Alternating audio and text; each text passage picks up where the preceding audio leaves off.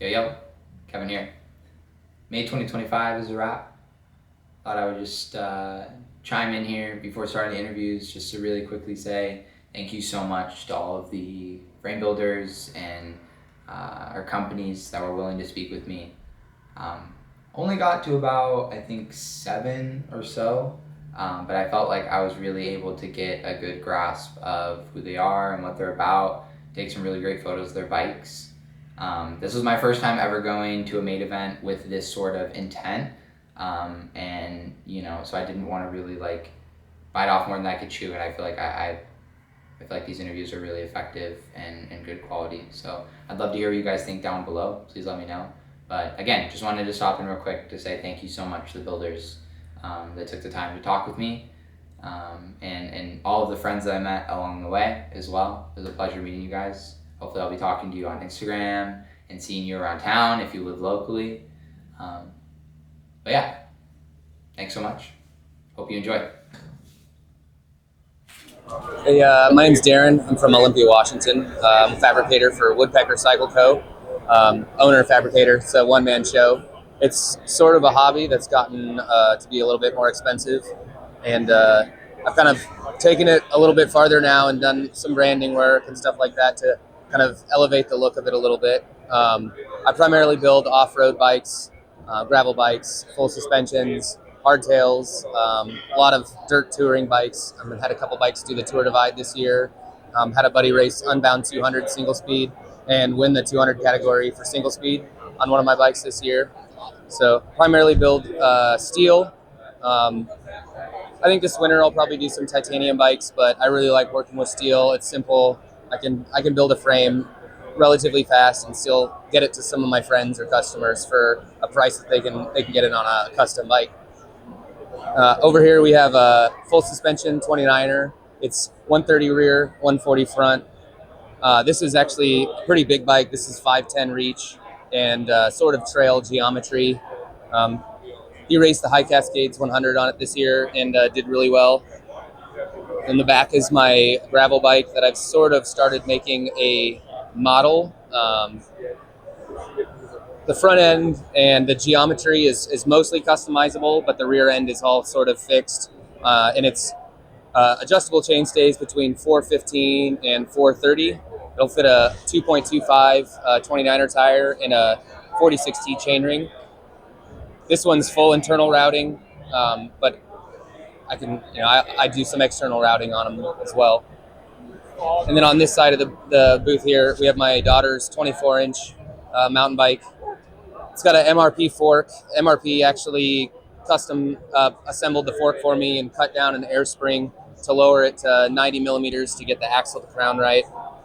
And I laced up the stand's crest with some I9 hubs on it. It's got the dropper, all the works. That's everything. Sweet. Well, I'm Jesse with Slow Southern Steel. We're out of Fayetteville, Arkansas. This is our second year at Made, so I've only been building for like 3 years now, so we're still pretty new in the sport. This bike in particular is my buddy Andrew Honormas. He won the single speed Tour Divide on it earlier this year, which has been awesome for the brand. Lots of good feels from that.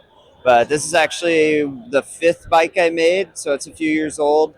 And it's 5th ever bike I made, so it's a few years old, and it held up, so I'm proud of it. But yeah, this is authentic Tour Divide setup. All the dirt, all the setup is pretty much exactly how he ran it, and yeah, impressed by it. And we came out to Made this year. We're like, we need to show some bikes. Dirty. They tell a little more of a story when you bring them in. Bagged out in dirt from actual rides on it. So I was like, that's the move. We were stoked to do that. Is there like a model or? This is called the Warhorn, is what I call it. It's a 120 travel hardtail.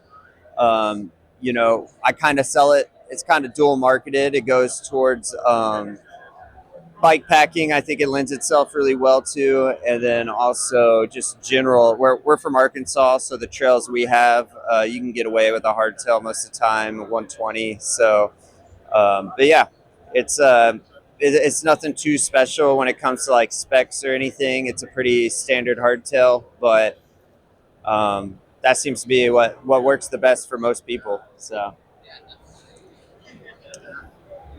yeah, and this one was an earlier model, so it doesn't necessarily have like anything crazy flashy. I do it's got the sliding dropouts from Paragon. It's got a little custom handmade yoke just to get we got 2.6 tire clearance in it, and pretty big chain ring for those guys who like to go fast and crank a big gear. And yeah, man, but rocking it. So yeah, and this one's got a nice rust patina. Andrew really wanted to rust it up, get a patina on it. So hyped on that. But yeah.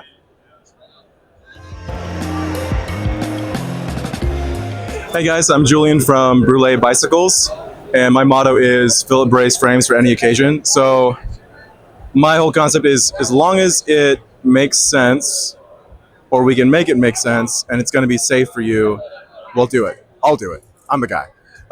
So this guy right here, this tall bike, it's actually for a rider who had never even ridden a tall bike before, but I had faith in him because he had ridden tall unicycles, and he was really just gung-ho, like, I want to have it, I got to have it.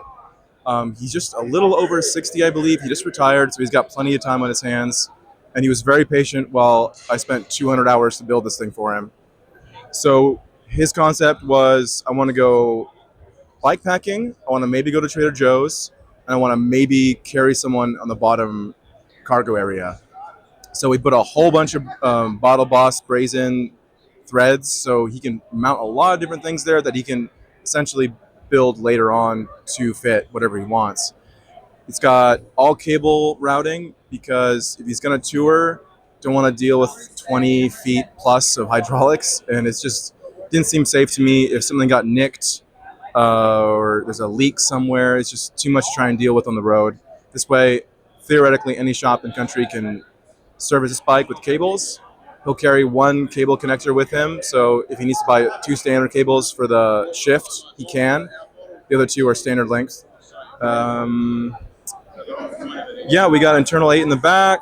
We got some little fun, just for kicks, clip-on standard pannier mounts. They're only clip-on just because I thought, why not? It'd be fun. And then you can mount other things there too. It's kind of trying to future-proof it in case he thinks of more things. And we got a little idler gear in there. It's stationary, but it is a sliding dropout. There's a little kick plate here, which is going to get a skateboard deck-style mounting plate. And that's the first step. He goes right foot, left foot to pedal, and then leg over. My personal favorite part about this whole build was actually just all the cable routing because it was just a lot of fun to do. So we got like a canny-style standoff, and that runs all the way down to this little noodly guy here with a stop built in. So I brazed a noodle into a stop and then made a little tiny support for it just so it wouldn't get tweaked. And this truss is actually functional. It's not just for aesthetics. We we did test it for about a week. He rode around town, and he said under super heavy braking on a steep downhill, he was getting a little juddering. So I put that half-inch tube. It's like a 4mm wall. So I added that to give it like a 2-axis. It bends in and up and around, so to stiffen it up some, and does the job. And other than that, made it as light as possible. Some thin wall tubing here from a tandem tube. It's only like, I think, 0.8 tube thickness, millimeters. Integrated stem bar combo, which I like to do whenever I can because it's fun. You know, with this bike being a one-off for one person only ever, it made sense. And I always let them choose their own name for the bike, and he chose Skydog, and we stamped it in there for him.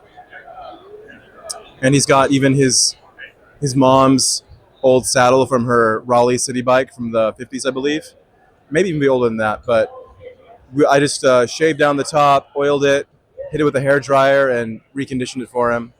Got a jack sack on the back out of RVA, and he does an awesome job with some super metallics. So we might end up doing some more bags from him too.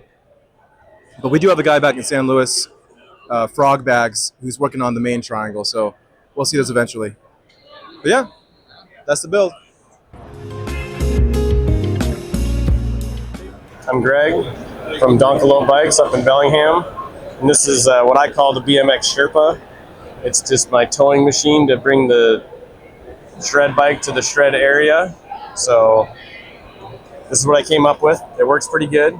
Usually I have a trailer on the back with my dog on it on the BMX, but it's a long train in that point, and it has a lot of swappable parts, so you're not stranded anywhere.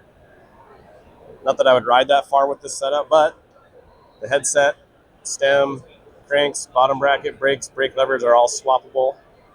And yeah, I guess that's about it.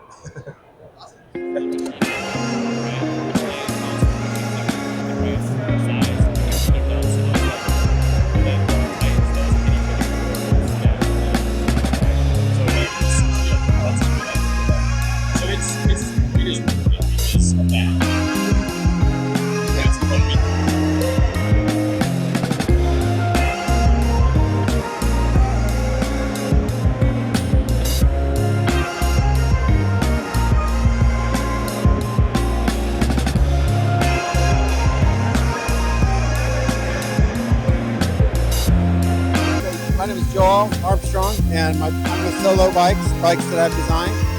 They're bikes with lower bottom brackets designed for shorter crank arms. This is the Super Glue pump track bike. It's got about 110 millimeters of bottom bracket drop, 90 millimeter crank arms. It's designed for asphalt pump tracks like the Gateway Green, and kind of a BMX parts mix on it. And it's a mullet 27.5, 26. This is the NFC, which stands for the no-fly zone. Not really designed for jumping with this frame design. I added the elastomer at the collapse point to reinforce it and to give a little dampening. It's got about 90 millimeters of bottom bracket drop or so, and 150 hand-filled cranks, and a 180 Suntour front fork, and it's got about a 63-degree head angle and a pretty steep seat angle. And then this is the Cabela. It's one of the extra frames, and it's about a 65-degree head angle, about 90 millimeter bottom bracket drop with a 155 cranks. And those other four frames there have the same geometry as this one, just different frame designs. The top one and second one down are the V-strut design, and then the third one's a little different. The bottom one's an X-strut design.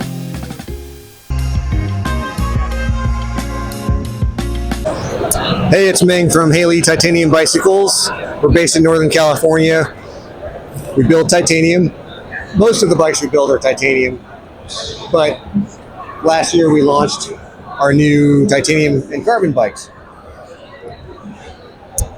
This bike's gotten a lot of play this year just because obviously it's what we call bass boat green, so it's got this really metallic, sparkly paint job. It's very eye-catching, and for a show bike, it's worked out really well for us. All of our bikes are built to order. All of our titanium bikes are essentially custom. So we recommend that if you're going to invest in something new like this, get fitted. All of our pricing is custom inclusive, and it's also inclusive of the paint and finish. So if you're going to invest in it, make sure it fits and make sure it's unique to you. We always say you don't want to be riding something that looks like the guy down the street.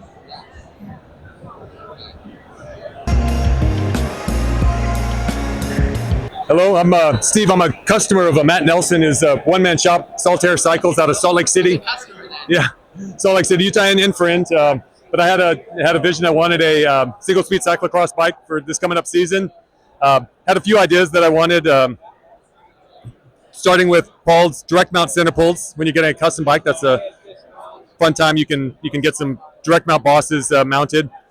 Then I saw a picture of an old 30s, 40s French constructor who mounted his brakes inside the chainstays. So that led to, we put them on the front, and I knew I wanted it clean since it was a center pull. Run the brake cable through the seat post, so we didn't have to have a cable running around, or through the seat tube. And then Matt came up with this way to implement it. So there's a tube internal to the top tube. It exits, goes through the seat tube, activates the brakes. And since we can't have a seat tube, we needed a mast. So we worked with somebody constructed a wedge mechanism that holds the seat clamp on. So it ends up being a super clean look. And I wanted steel and rust. Another fun aspect of the bike. Ended up with a fun paint job, some black in places, but the silver's just raw steel, clear coated. They worked on a logo that's actual rust, so they sprayed the finisher experimented with some things. They got some salt and allowed that to rust for a little bit, and then clear coated. Recently a steel crank came out. This is Cycle. It's a German company that has recently been making a square taper steel crank. They also do a stem. Matt does stems, but Cyber had one with the roller stem for another clean aspect that allowed me I don't have to have a cable hanger from the headset. So the little roller stem works well to activate the center poles again. I'm looking forward to Thursday. 2 days ago was my first ride on it. After it got built up, we did the ride after we moved up here to Portland, or moved up here, got ready, packed up for the show. Loved the ride. It's so much fun. Looking forward to racing cross this season.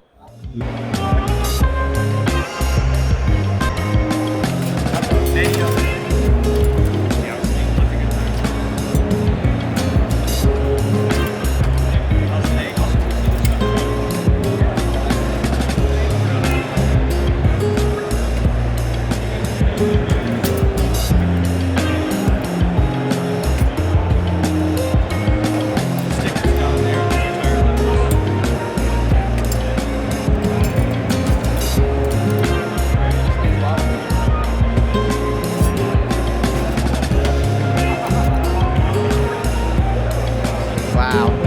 That was fast. That was very fast.